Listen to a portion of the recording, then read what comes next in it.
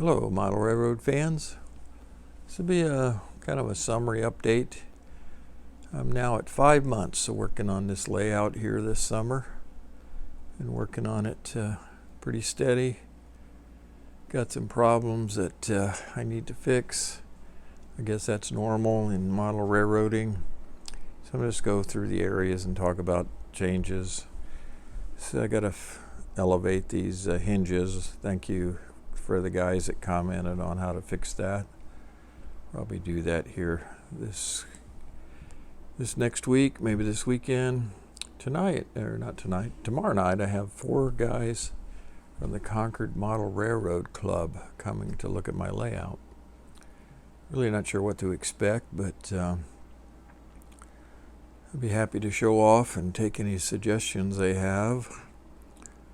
Over here, I'm going to build some real big mountains next year. Got to get the finger out of the way. Put some over here too. Just yesterday, I put this little siding in. That's a cement plant I got at the Concord Model Railroad Club. It's got a couple of missing pieces, but it's all right for now. And thinking about changing this, buying a new ADM grain elevator to put in here, because I'd like to have a destination for my other grain elevator clear down in Creston, and I can pretend this is a barge loading location on the Mississippi, which is in Burlington. It's going to be a little hard to do a background building on the Mississippi River here, but anyway, I can pretend that's what it's all about here. So I got that little building over at there in the model railroad train show. I'm going to bring a Smale back up from Texas next year, put a turnout there, connect into here and get rid of this line. Just too much extra switching in there. Haven't started my little building there yet. Working on other stuff. Haven't started my scenic of the coal pile. Get my background dividers both done.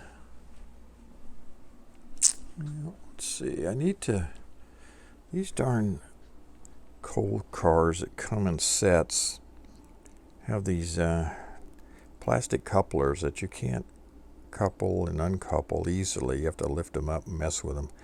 I need to change those because they come in sets of 5 and I can only get 4 cars on here, so I might have to change a lot of couplers to get that set up correctly. Put my little cheater sheets on so I can remember how to change these double slips. These are the extra containers I had to take off because my bridge problem on the gate, so I'll fix that and put these back on. Here you see them here. This is my auto rack and loading area. I got one of those ramp kits that will go on the end of these. I can make a scene here for the cars unloading. Over here, I'm thinking about this Allied Rail Builders.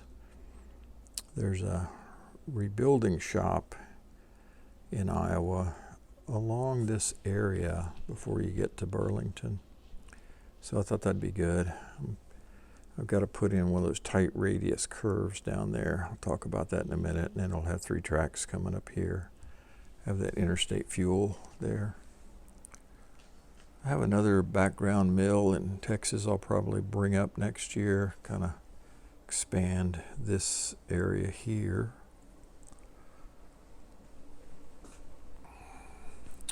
I got these tanks for my container well cars, tanks for the well cars. I thought that's pretty cute. This is my cement area. Really not sure this Walton and Sons Lumber Company is going to look good over here. I was thinking about that big cement plant thing that costs $100 in here, because I can always change this track around. I'll think about that over the winter, measure it, and see what I think about that. I put this programming track in. I got a toggle switch to go from regular main line to programming track. Got it all set up and then discovered my programming track function on my MRC DCC controller is broken. Talking about getting that repaired with MRC. I have this refinery kit to use over here in my ethanol, because a real ethanol plant has these really tall towers.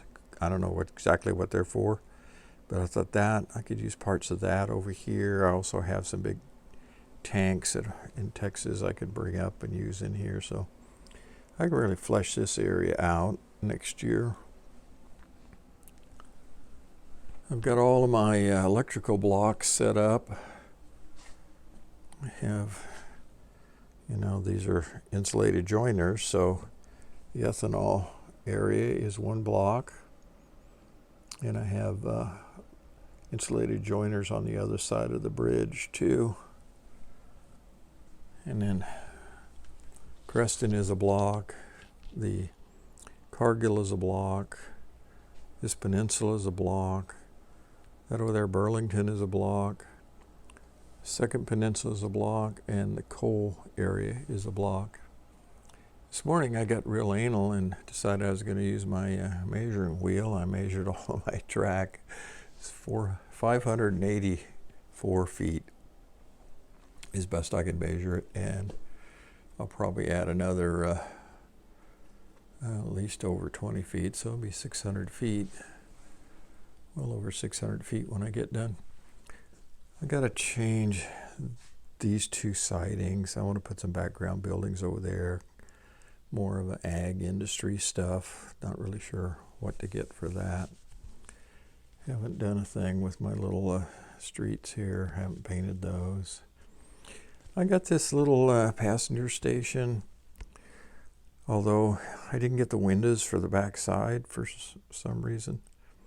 And there is a beautiful 3-story passenger station built by CB&Q in the late 1800s in Creston, remodeled recently.